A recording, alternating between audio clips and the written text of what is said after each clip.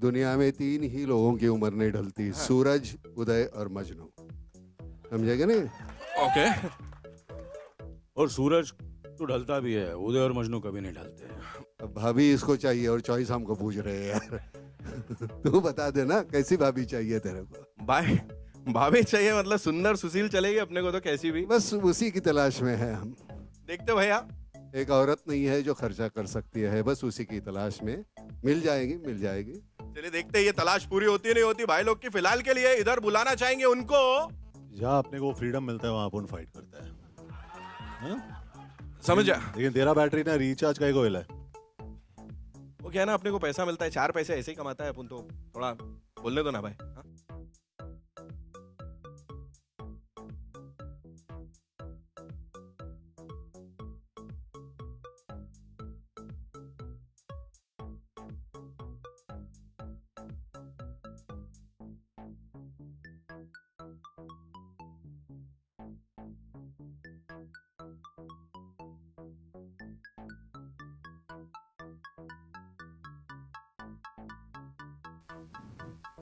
इसी के लिए झगड़ा है पूरी फिल्म में।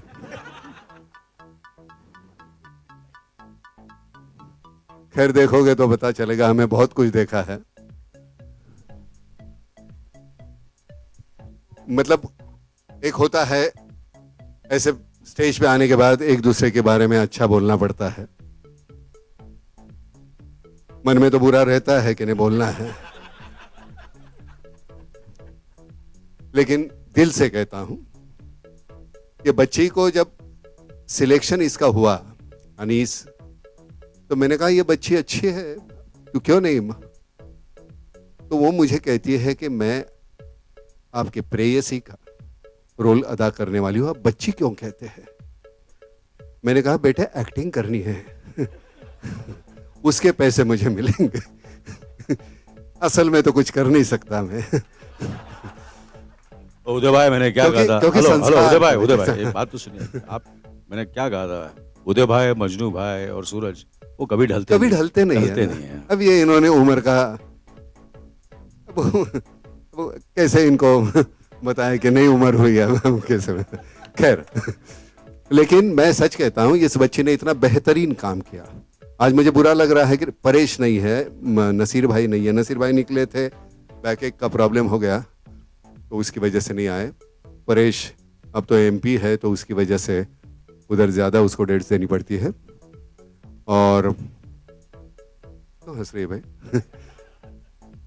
मैं सच कहता हूं कि थोड़ा सा एक हिचकिचाहट रहती है। मैंने कुछ अलग नाम सजेस्ट किए थे अनीस भाई को, लेकिन इस बच्ची ने इतना बेहतरीन काम किया है, इतना बेहतरीन। 2 जवान बच्चों के साथ ये इस बच्चे ने इतना बेहतरीन काम किया है। So really thanks a lot. मैंने देखी है फिल्म, उसके बाद मैं कहता हूँ शूटिंग के दौरान बहुत मैं चिल्लाता था।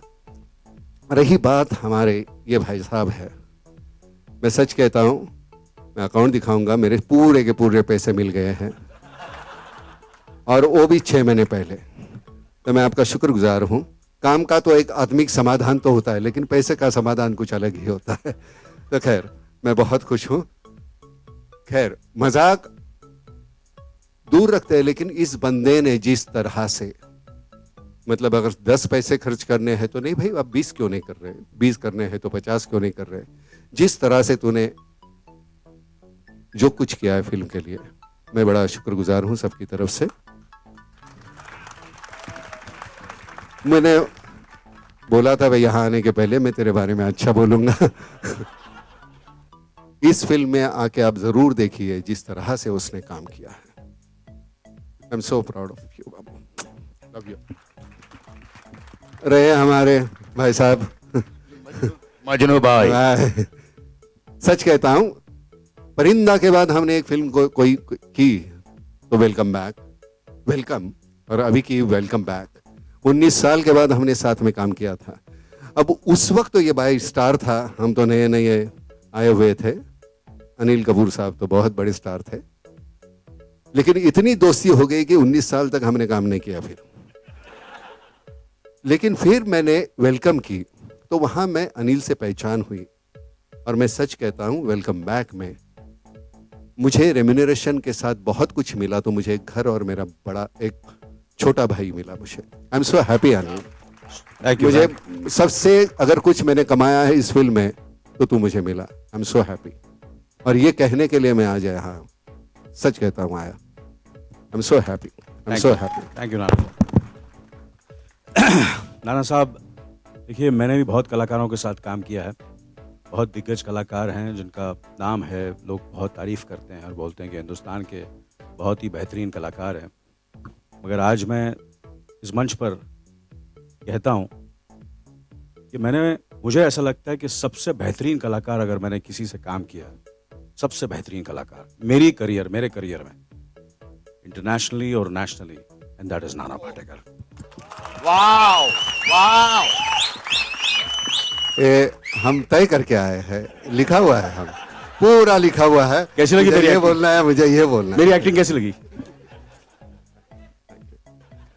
किसी का तो नाम लेना पड़ता है यार। तो लेकिन आज जाके देखते हुए बड़ा अच्छा लगता है, सुकून मिलता है कि हमारे हाथ से कुछ ऐसा हुआ। अनीस तू बेहतरीन डायरेक्टर है। अभी अनीस लिफ्ट में आते वक्त कहता है मेरे बाल यहाँ से ठीक नहीं लग रहे हैं। मैंने कहा अनीस तेरी तू बाल की वजह से नहीं पहचाना जाता, तेरा डायरेक्शन है और तेरी लिखावट है, जो तू लिखता है इतना बेहतरीन करता है। और डायरेक्ट करते हुए हमें पता भी नहीं चलता कि ये बंदा डायरेक्ट कर रहा है। अच्छा बताओ क्या करना है? नाना जी बोलो कैसे करें? अनिल जी हाँ ऐसे, अच्छा इधर से आएंगे, ओके अच्छा चलो ओके ठीक है ओके। ये हमेशा इतना अनईजी रहता है स्टेज पे, और ये जब मॉनिटर पे होता है तो अनीस कैसे देखता है सीन। हमारा सीन चल रहा है, अनीस देख रहा है, तो सीन अच्छा हो रहा है कि बुरा हो रहा है? Anees sound clap camera action.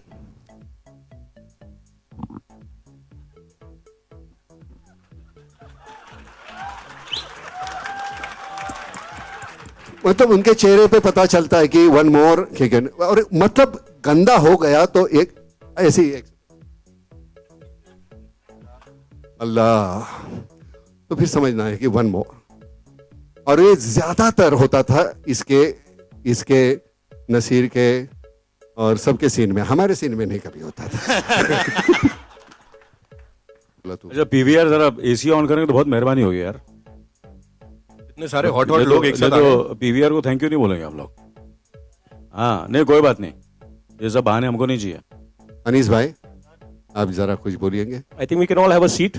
Yeah, we can all sit down. दोस्तों, मुझे जितना बोलना था वो सब कुछ जो है वो नाना जी ने बोल दिया है ऑलरेडी। और सिर्फ इतना बोलना चाहता हूँ कि जो नाना जी बार बार बोल रहे थे कि ये हमने सब प्लान किया है, लिख के आए हैं, मेरा यकीन जानिए ऐसा कुछ नहीं है। और मुझे बहुत ही खुशी हुई जब नाना जी ने जिस तरह फिल्म के एक्सपीरियंस को लेके बातें की है, वो उन्होंने दिल से की और इसीलिए हम लोगों के दिल तक पहुंची है। ये जो फिल्म है ये बहुत जल्द रिलीज होगी 4 सितंबर को। जी I think as far as the role is concerned, ये एक भाई का रोल है, जैसे आपने कहा इट्स अ कॉमेडी फिल्म। और इस रोल में जितना भी कुछ मैंने किया it's thanks to mister Anees Bazmee. Anil sir के साथ जो मेरा केमिस्ट्री है वो बहुत ही स्पेशल है क्योंकि we work together in shootout at Wadala. और नाना सर के साथ टैक्सी 9-11 में, परेश सर के साथ गरम मसाला और एक आध और फिल्म में। So the chemistry is really special और इन सब से मैंने काफ़ी कुछ सीखा है। एंड क्रेडिट तो सिर्फ अनीस भाई को देना चाहता हूँ बिकॉज जिस तरीके से उन्होंने मुझे इसमें गाइड किया I think is really really special.